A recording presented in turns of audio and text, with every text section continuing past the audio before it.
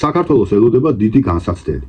შეიძლება ეხლა რადარებზე არ ჩანს, მაგრამ ეს განსაცდელი გარდაუვალია. და ამ განსაცდელის მიზეზს უფალს ვაძლევთ ჩვენ ყველა ერთად და ცალ-ცალკე ერიც და ბერიც ყველა ერთად ზრუნავთ ერთობლივად ერთსულოვნებით ზრუნავთ იმისათვის რომ ძალიან დიდი განსაცდელი მოვიდეს საქართველოს ღვთისგან და უფალი აი ამ მაჭირვებელს და ამ განსაცდელს რომელი კუთხიდან მოგვივლის არავინ არ იცის უფლის გარდა მაგრამ განსაცდელი გარდაუვალია თუ ვიხემძღვანელებთ აპოკალიფსით მთელი აპოკალიფსი უდრის სინანულს მაგალითად პირველი თასი გადმოღარ ანგელოზმა მეორე მესამე პირველი საყვირი მეორე საყვირი ყველა განსაცდელის შემდეგ უფალი ელოდება სინანულს თუ არის და მაინც არ შეინანეს და მაინც არ შეინანეს და მაინც არ შეინანეს ანუ გადარჩენა და ხსნა სინანულშია კი ვაბარებ აღსარებას მაგრამ მე-7 და მე-8 საუკუნეში რო განმარტა წმინდანებმა თქვა 10 მცნება 9 ნეტარება საეკლესიო მცნებები რო განმარტეს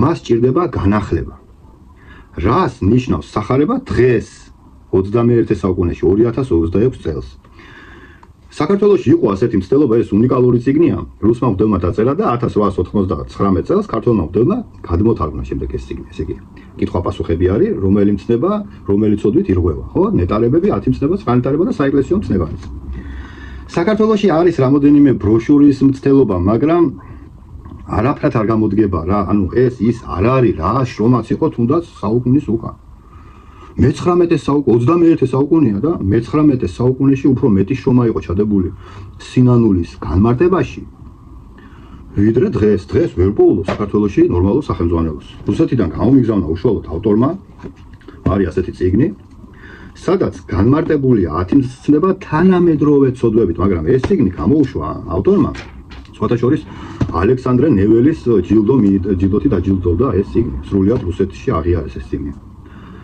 2005 წლის მდგომარეობით რას ნიშნავს 10 მცნება დღეს ესე დაკორექტირებული არის 2005 წლის მდგომარეობით თითქმის 20 წელი გავიდა ანუ ხელოვნური ინტელექტის განვითარება ამ 20 წელიწადში არის იმდენად მნიშვნელოვანი და იმდენად განვითარდა უკვე ტექნოლოგიები და იმდენად მოემატა ახალ-ახალი თანამედროვე ცოდვები რომლებიც არღვევს 10 მცნებას 9 ნეტარებას და საეკლესიო მცნებებს რომ აუცილებელი არის ამ მოთხოვნის გაჩენა, რომ ეს პრობლემა უნდა დავსვათ ჩვენ ერის ხალხმა, პირად საუბრებში, მუძღვრებთან, პირად საუბრებში, ეპისკოპოსებთან, პირად საუბრებში, უნწმინდეს და უნეტარეს შიო მესამესთან, აუცილებელია ეს პრობლემა, რომ დავსვათ, რომ რას ნიშნავს თუნდაც 10 მცნება და 9 ნეტარება და საეკლესიო მცნებები დღეს რომელი ცოდვებით ირღვევა. და მაგალითს მოგიყვანდა ამით დაგემშვიდობებით. უბრალოდ გულმა არ მომცა იმის საშუალება, რომ ეს პრობლემა მე არ დამესვა.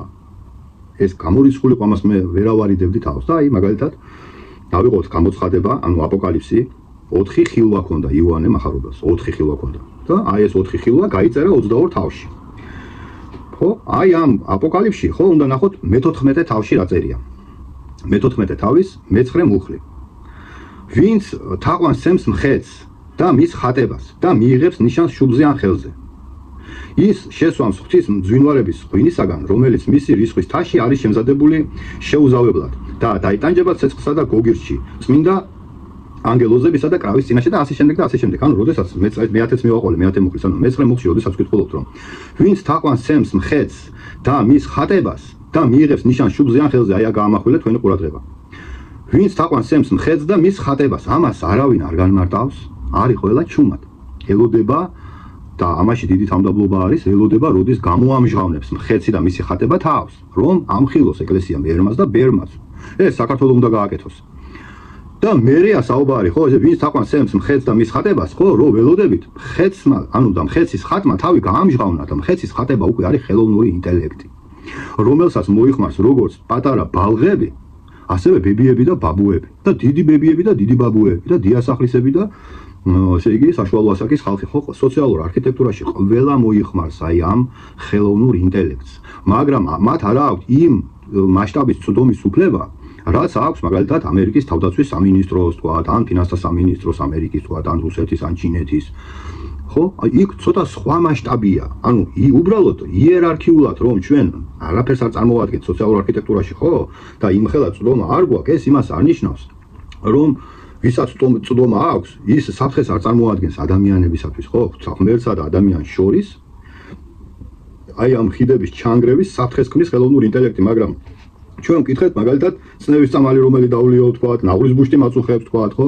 მათემატიკა ვერ ამოხსნა თქვათ, შვილიშვილმა და აგერ დავეხმარე როგორ დამეხმარ, ანუ მომხმარებლის დონეზე საუბრობთ, ქვემოდან ზემოთ უყურებ და არ ჩანს, ხო? ის ამას ყველაფერს დიდი თვალით უნდა დანახვა. და შესაბამისად აპოკალიფსში მე-14 თავის მე-9 მუხლში წერს, რომ ესე იგი უფალი ბრძანებს, რომ ვინც თაყვანს სცემს მხეცს და მის ხატებას. და მერია საუბარი ანტიქრისტეს ბეჭედზე. ანუ ჩვენ გავეჭედეთ სამ ბამბუქში, დავიკარგეთ ეს არის ანტიქრისტეს ბეჭედი, ეს არ არის ანტიქრისტეს ბეჭედი, ეს ბეჭედი არა, ეს კულონია არა, ეს ბიჟუტერია, დავიკარგეთ. ამ თემაზე არ მინდა ეხა საუბარი, იმიტომ რომ ყველას თავისი აზრი აქვს და ყველა პირადად აგებს პასუხს უფლის წინაშე და მართლმადიდებლობა საკმარისი ბრწყინვალებით არის წარმოდგენილი, რომ არ თქვა, რომ არ ვიცოდიო. ბეჭედი ანტიქრისტესი უკვე არსებობს. და ეს არის პირადი ნომერი, რიცხვითი სახელი, რომელზეც მიეკერება ყველა სერვისები და მომსახურებები. ახლა ამ ბეჭედს ჯერ პასპორტში ჩაწერენ, მერე ჩიპსში ჩადებენ და მერე იმ ჩიპსს რომ ხელში ჩაუსვამენ თუ შუბზე დაუტანებენ თუ რას იზამენ. ბეჭედს ზოგი თითზე იკეთებს და ზოგი ცხვირზე იკეთებს და ზოგი ფეხზე იკეთებს და ზოგი ბიჟუტერიასთან დებს და საერთოდ არ იყენებს ბეჭედს, უბრალოდ აქვს. ანუ ბეჭედი უკვე არსებობს, მაგრამ აქ ხო დავიკარგეთ სამ ბამბუქში. ბეჭედზე განხილვები მაინც მიდის, თუნდაც არასწორი და დიდი სიცრუით და დიდი მზაკრული საუბრები მიდის, ხო, მაგრამ ხო მიდის დისკუსია და ორად გაიხლიჩა აზრი და ერთი ამბობს ასე, მეორე ამბობს ისე, ხო, ამაზე საუბარი მაინც მიდის. და ბეჭედის წინ პირველ რიგში ამბობს მხეცის თაყვანისცემას და მხეცის ხატის თაყვანისცემაზე რა საჯელი ელოდება აპოკალიფსი და ეს არის 10 მცნების პირველი 4 მცნების დარღვევა, როდესაც შენ არიაზრებ ესე იგი მხეცის და მხეცის ხატების თაყვანისცემის რისკებს შენ უკვე ვერ ხვდები, ესე იგი აღსარებას რო აბარებ, ხარ სამ ბამბუქში დაკარგულები ვართ, ხო? 10 მცნება იყოფა ორად. ღმერთთან ურთიერთობა და ადამიანებთან, ადამიანებს შორის ურთიერთობა, ადამიანსა და ღმერთს შორის ურთიერთობა არის პირველი 4 მცნება და დანარჩენი 6 მცნება არის ადამიანებს შორის სათნოებისათვის არ მოიპარო არ მოკლა და ასე შემდეგ, ხო? აი ეს 4 მცნება, პირველი 4 მცნება რას ნიშნავს დღეს? აი ამის განმარტების საჭიროება არის, ეს არის გადაუდებელი აუცილებლობა, ხო? უნდა ვკითხოთ მოძღვრებს, პირად საუბრებში, უპირველესად პირად საუბრებში, ეპისკოპოსებს, უპირად საუბრებში, უწმინდესთან და უნეტარესთან, ვისაც გააქვთ წვდომის უფლება. და აუცილებლად ძალიან ბევრი აქტიური მოძღვარია, რომელსაც არ ყოფნის ის, ხო, სამოციქულო საქმე რო დგას და თქვა ამბიონიდან ქადაგებს, ხო, სახარებას რო განმარტავს, არ ყოფნის და გამოდის სოციალურ ქსელში, ვეღარ იტევს სიყვარულს, ხო, და გამოძდის თუ არ გამოძდის, აკეთებს, ხო, და მიდი და დაუწერეთ ეს შეკითხვები, დაუსვით, რას ნიშნავს პირველი 4 მცნება დღეს ხელოვნურ ინტელექტთან მიმართებაში. ამას რატო ვამბობ, რომ აი მე-14 თავის მე-9 მე-10 მე აი ეს მუხლებს რო ჩამოყვეთ, რა გელოდებათ იმის გამო, რომ ვაშლის პეროგის რეცეპტი კითხეთ ხელოვნურ ინტელექტს, აი ეს კონტაქტი ამის გამო თქვენ ვერ წარმოგიდგენიათ რა გელოდებათ და საკუთარ თავს უცხადებთ ინდულიგენციას, აი ახლა რა დავაშავე ნავლის ბუშტი მტკიოდა და წამლის რეცეპტი ვკითხე ხელოვნურ ინტელექტს და მე რო ჯანმრთელობა სული და ახლა ამაზე მე ქრისტე რას მეტყვის და ახლა და თუ ყველას თავისი ჭკუის კოლოფური განმარტებები გვაქვს, ხო, გასაკუთრებით მე ახასიათებს ეს თავისებური განმარტებები. და არ ვენდობი ჩემ თავს და მივდივარ წმინდა მომებთან და ვამოწმებ და ეს აქსიომატური ჭეშმარიტება. აი წარმოვიდგინეთ ახლა მამა გაბრიელი რო იყოს ცოცხალი, როგორც დაწვა ლენინის სურათი, იმაზე უარეს იზამდა ხელოვნურ ინტელექტთან დაკავშირებით და წერტილი. აი ეს ნუანსი დაიჭირეთ. რას იტყოდა მამა გაბრიელი ხელოვნურ ინტელექტის შესახებ?